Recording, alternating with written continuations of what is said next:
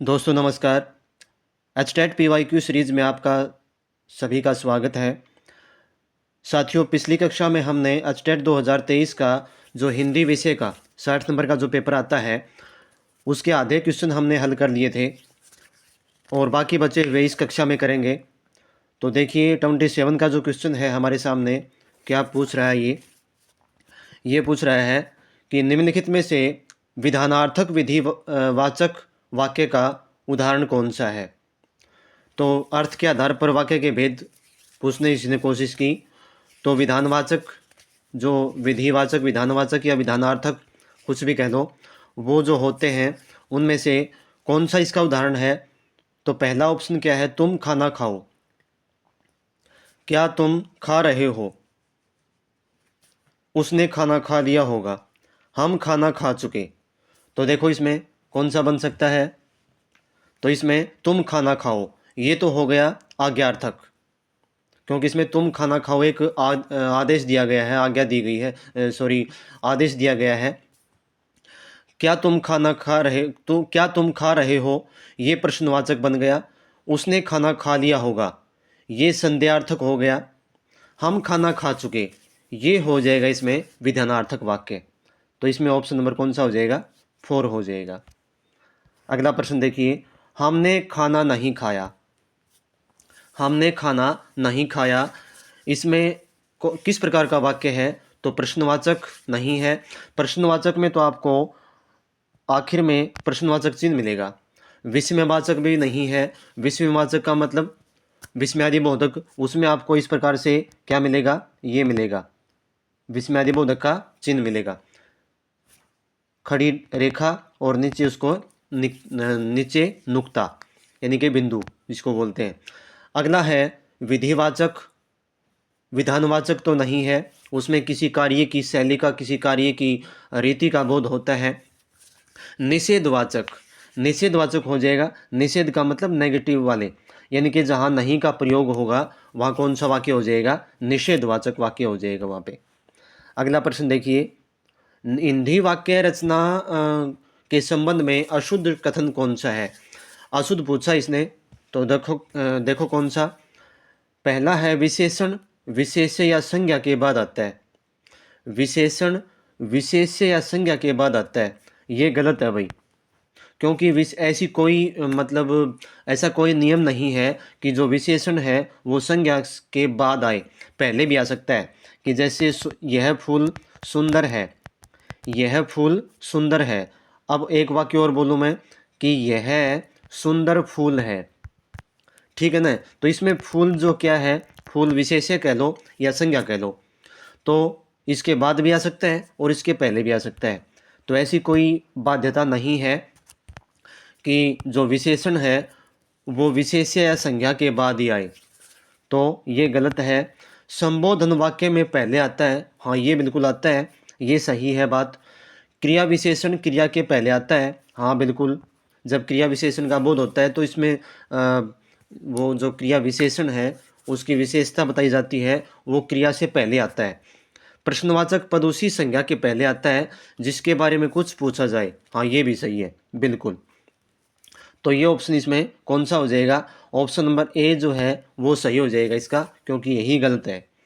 आगे देखो, निम्नलिखित में से किस समूह में सभी शब्द शुद्ध हैं।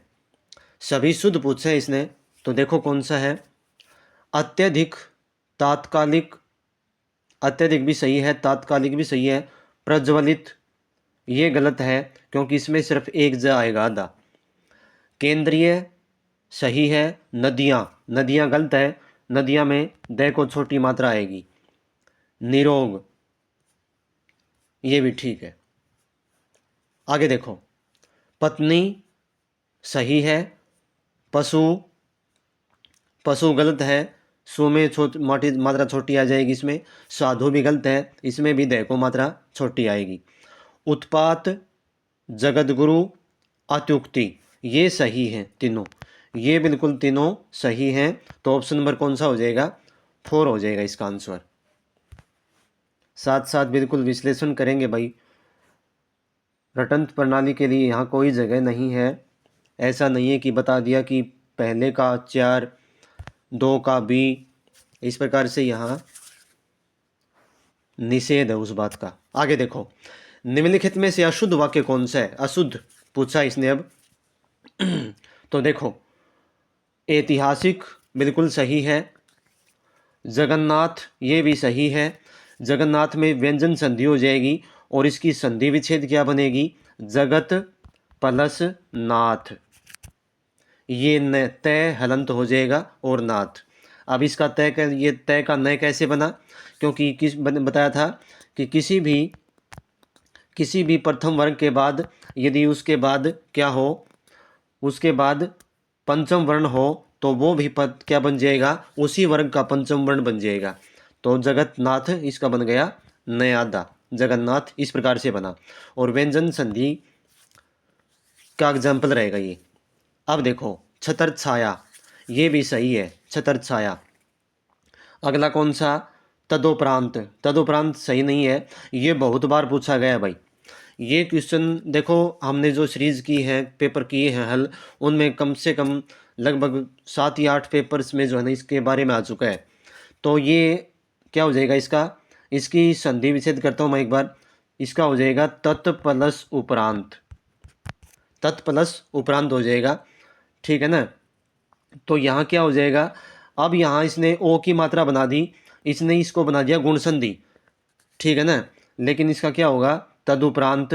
ये तय का द यूं बना क्योंकि किसी भी किसी भी वर्ण के बाद यदि घोष वर्ण हो तो वो भी उसको क्या बना देता है? घोष बना देता है।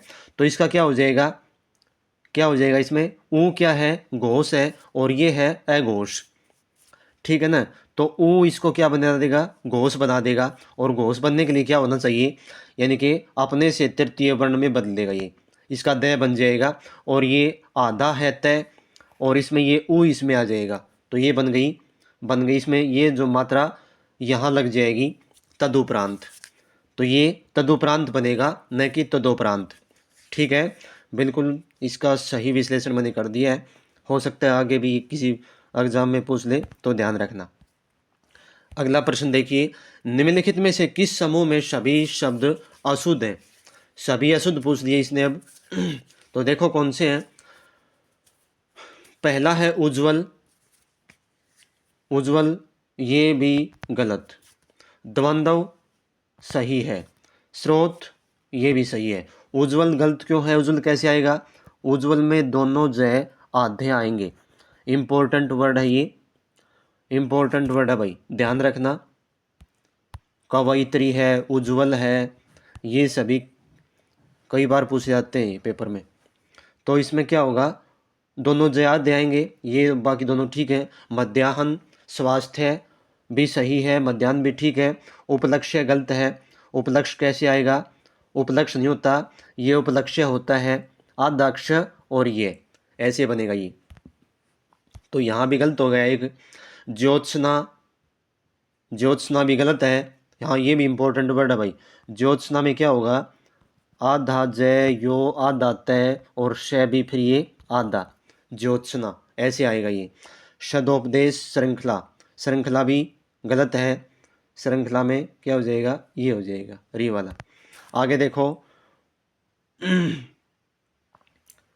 हाँ अशुद्ध पूछा इसने, तो शायद यही हो जाएगा। बाकी देखते हैं आगे।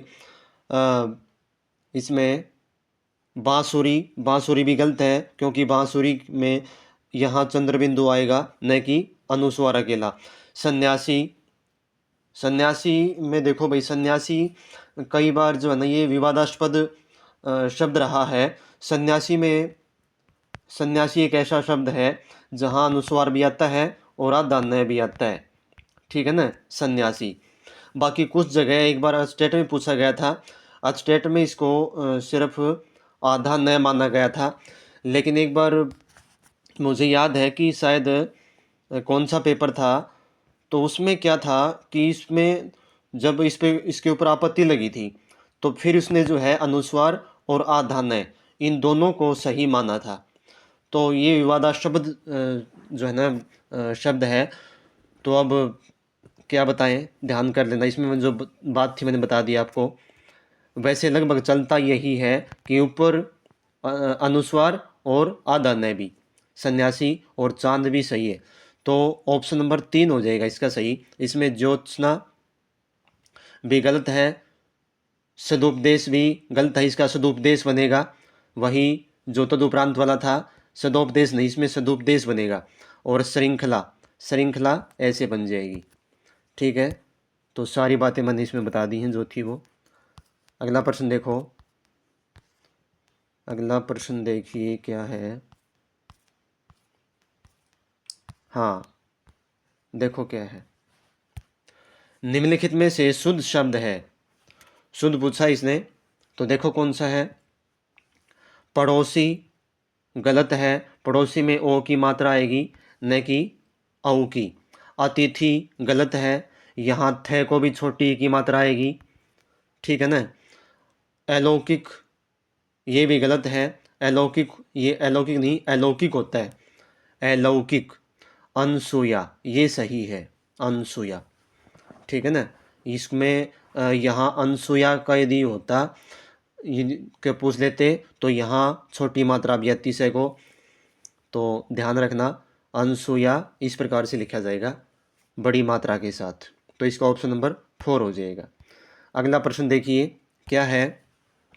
निम्नलिखित में से अशुद्ध शब्द है, अशुद्ध पूछा इसने। अब देखो कौन सा है। भविष्य बिल्कुल सही है, धीरोदात, धीरोदात देखते हैं एक बार। आगामी भी सही है, औचित्य ये भी सही है। धीरोदात, हाँ ये यहाँ है भाई फॉल्ट।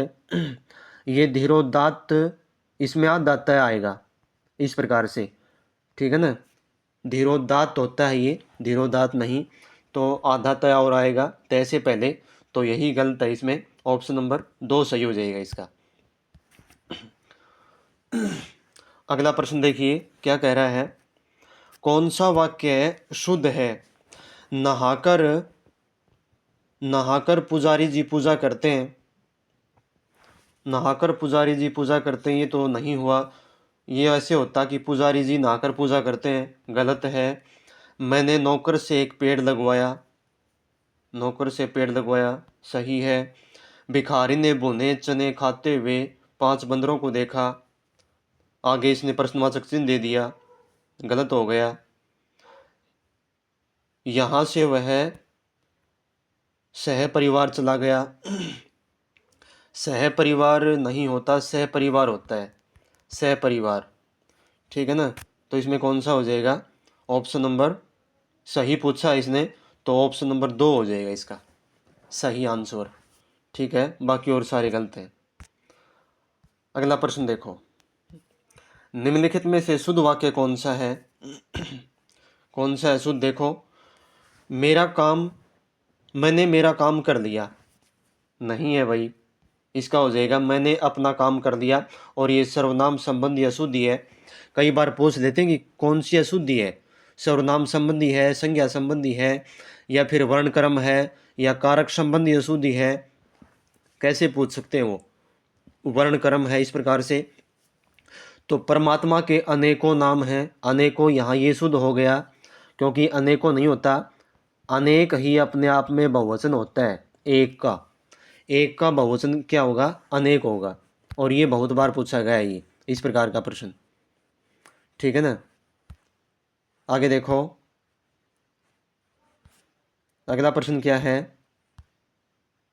हाँ, अगला है हमारे पास, सरला बच्चों को सुलाती है।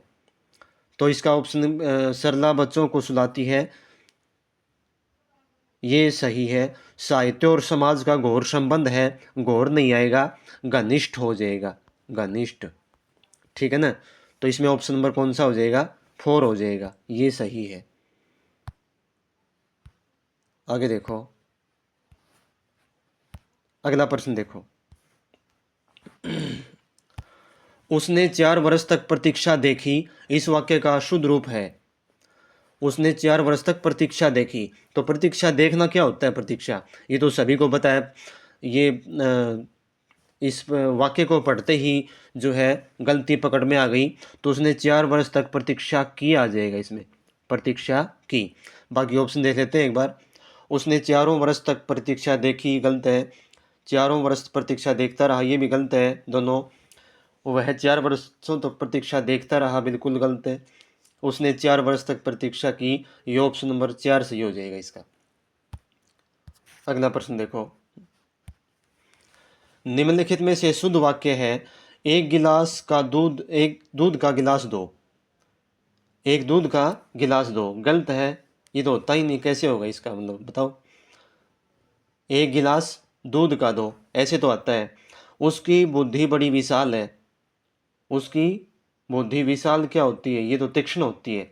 उसकी बुद्धि बड़ी तीक्ष्ण है, तेज, ये भी गलत है। वह क्रोध से भरकर बोला, क्रोध से भरकर बोला, ये सही है। हवा ठंडी बह रही है, हवा ठंडी बह रही है, तो ये ठंडी हवा बह रही है, इस प्रकार से आ जाएगा। ये वर्ण क्रम अशुद्ध है इस प्रकार से इसमें, तो ये कौन सा हो जाएगा इसका, ऑप्शन नंबर 3 हो जाएगा। अगला प्रश्न देखो, अगला प्रश्न देखिए, अरे तुम इतनी जल्दी आ गए, इस वाक्य में क्रमशः प्रयुक्त विराम चिन्ह है। तो विराम चिन्ह पूछे इसने कौन कौन से कहाँ हैं, तो देखो,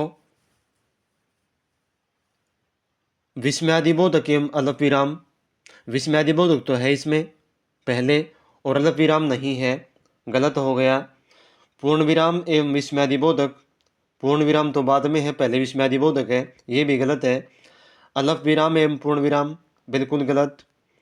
विस्मयादिबोधक एवं पूर्ण विराम, ये सही है, क्योंकि अरे के बाद में क्या है, विस्मयादिबोधक चिन्ह है, और बाद में क्या है, पूर्ण विराम है। तो ये ऑप्शन नंबर 4 सही हो जाएगा इसका। अगला प्रश्न देखो, वाक्य में दो या दो से अधिक समान पदों या पदांशों में संयोजक अव्यय और की गुंजाइश हो तो वहां कौन सा विराम चिन्ह प्रयुक्त होता है।